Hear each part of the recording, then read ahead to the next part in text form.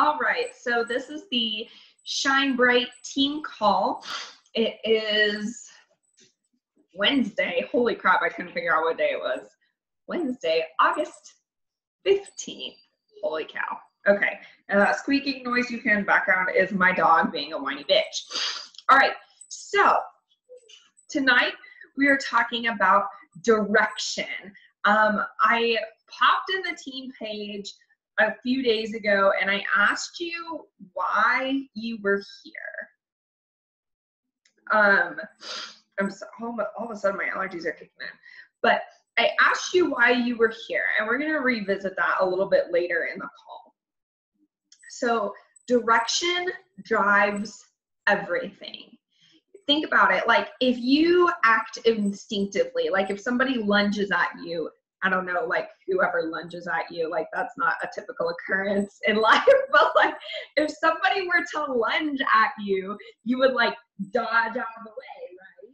Okay, well that's one step, and that's a really positive step. That's a very positive first step that you just took.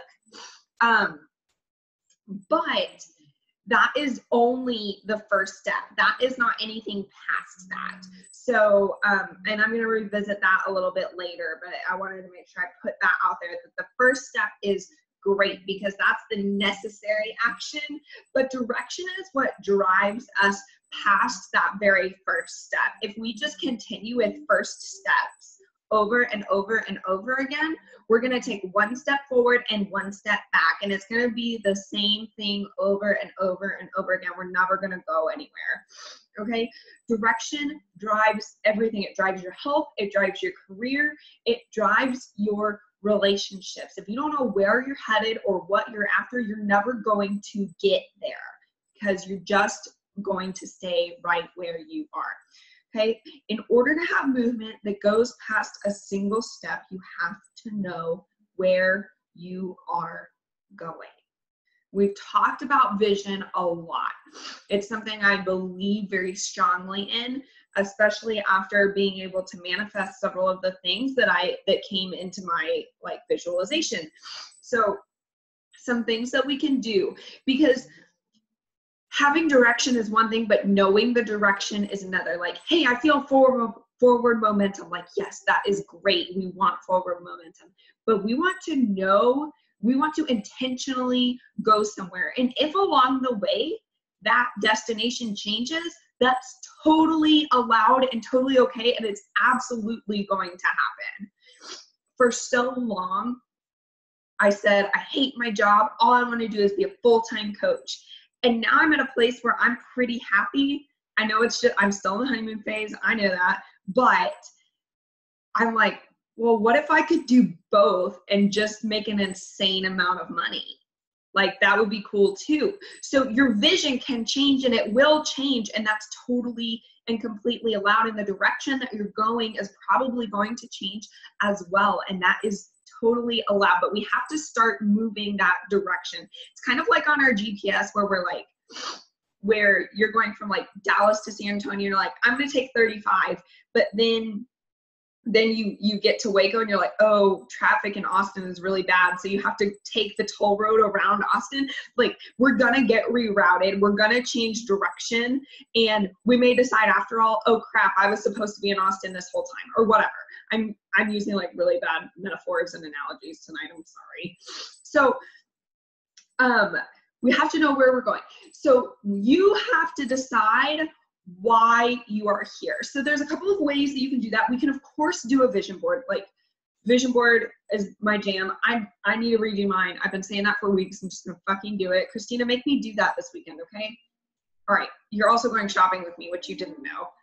Because none of my pants fit, so there's that. So anyways, so you, of course, like if you're the real creative type, like maybe a Pinterest board is your jam, you want to print something from Pinterest, put it up, whatever. If that is your jam, freaking do it. But I want to, like, you all know how to do a vision board, and if you're like, I don't know how to do a vision board, just go YouTube vision board, and you'll find like a million things, okay? I don't need to walk you through that for the 100th time. But what I do want to talk about is your mission versus your why. And this is that post that I dropped in the in the group earlier this week, I asked you why you're here. And some people said, because I want to help people. That's nice. Okay. That's your mission. Like, most of us are teachers, or we're teachers, or teach in some aspect. And the reason you teach is because you want to make an impact, right? Like, that's your mission. You live for it. What is the reason that you live to do this thing? Like the big, like nice, fluffy thing. Like my mission is to help busy 20-somethings build a badass body with a badass bank account. That's my mission.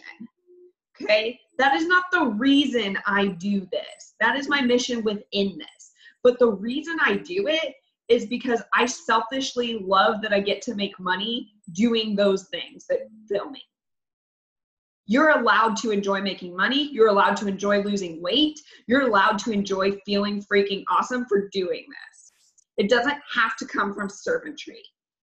And I think honestly, the service part of what we do is so much just the, like, that's like what we get from it. But like the reason that you do it is not for that. There is a difference between your mission and why you started in the first place. Okay. Your mission is like your world impact, your service aspect, and your why is your selfish reason. You're allowed to be selfish, okay? You are allowed to want something for yourself. That's your why. So two separate things, okay? Because, I'm so sorry, because when somebody quits on you, or when somebody flakes on you, or when somebody cancels their Shakeology, you're not gonna look at your mission and be like, yes, I'm here to serve people. I'm going to continue this. You're going to look at your why. Because your mission, that person has let you down in your mission. And you can't root the reason that you're doing this on the act, like you can't base that on the actions of other people. Okay? So mission versus why. You have to know both so that you can revisit when you need some direction, or when you need to know what step to take. Because I feel like there's kind of two aspects to this. There's the end result, the place that we're trying to get to before we try to get to the next place. And then there's how you get there. Okay, so how we get there, we focus on our mission and our why, and we have to keep trading out, because if we serve, and our mission focused, you're never going to get anything back from that. Okay, so I think as teachers, we are told to be humble and quiet and to be servants. And yes, coaching is a service. It's teaching. That's what it is. But you became a teacher because it pays the bills, and also you get to serve in that capacity. Okay, you became a coach because you get paid to do something you love, not just because you're serving. Does that make sense? I just want to give you permission to go after those things that you desire and use this to do so. That doesn't make you selfish. Okay, you are still serving whether you get something from it or not. You don't have to not get anything from it for it to be a service, an act of service. Okay, Dave Ramsey says all the time, like, we are preached at that being wealthy and being, like a martyr is like the thing that people want from you. Like, or not being wealthy, being poor and being a martyr is like what people expect of you. And that if you're wealthy and successful, then you are evil. And that's just not true, because the wealthier and more successful you are, the more people you can reach, the more things you can do. Okay. So I just need to give you that permission to go after what you want for the selfish reason. That's allowed. Okay. But so when you are trying to act, when you are trying to invite and start conversations, like when you are trying to get in that zone, I would start with your why. And then once you once you begin the human interaction, that's where your mission comes in. That's where you flip the switch and you focus on them. Does that make sense? So getting into your work mode, your work zone, your workspace, your headspace, whatever, you focus on you and what you want from this. When you start to interact with potential clients, you focus on them. You focus on your mission, the other reason that you are here. Okay, so messy and inspired action is awesome. That's how we dodge a punch. That's how we take one step in the right direction. Okay, but inspired and intentional action is powerful. That's how we continue to move in the same direction that we first dodged. Okay, so you have to have a plan in order to move in the direction that you desire. Okay, so know where you're going and then figure out how you're going to get there. You have to know the destination first. We don't Google map like, what happens if I take 35 south for 200 miles? We Google Austin, Texas, and then we follow the map, okay? So figure out where you want to go, what you want to do. I don't care if it's 6 years from now. I don't care if it's a month from now. I don't care if it's a week from now. Whatever you want it to be, whatever drives you, whatever you can relate with, whatever you can get your energy behind, so that you can become an energetic match for what you desire. And for me, honestly, like if I think too far into the future, like that doesn't work for me. I need to be like, what are my goals this month? Like, what do I want to do this month? And I can get my energy behind that. I can't get my energy behind something that happens way too far down the road. So, and then I take intentional action. Okay, intentional action, not meaning like I'm going to perfectly craft this month so that I meet this goal, but like I am going to take action that, number one, feels good, number two, is going to move me towards my goal, and number three, is sustainable. Okay, so like what I've been doing is planning my weeks. Sam and I, was that yesterday morning, Sam? Yes. Tuesdays and Thursdays at 5:15, Sam and I get up together and we work our business for 35 minutes together. And that is sustainable because it's only 2 days a week. If I was getting up at 5:15 every freaking morning to work, I couldn't do that. Like, that's hard. I get up at 5:15 anyways, but most of it's for self-care. On Monday, Wednesday, and Friday, I wake up at 5:15 anyways, and I just read my book and drink my coffee, and I have quiet time for an hour and a half because that's what I need. So is what you're doing sustainable? Can you continue at 50 miles per hour down that road towards your destination? Can you do that? Because it has to be sustainable. I'm only working my business 4 days a week intentionally, and I'm working it in spurts outside of that. But I'm doing those business building activities just 4 days a week, 2 mornings, 2 afternoons, and then responding to messages when I can. You know, like that, like you can't just slam on the gas pedal every time you want to go up a hill. It doesn't work like that in this business. I wish it did, because Jet tells me all the time, he's like, you've been putting a lot of hours into your business and we're not really seeing that in your income. And I was like, it doesn't work like that. We don't get paid hourly.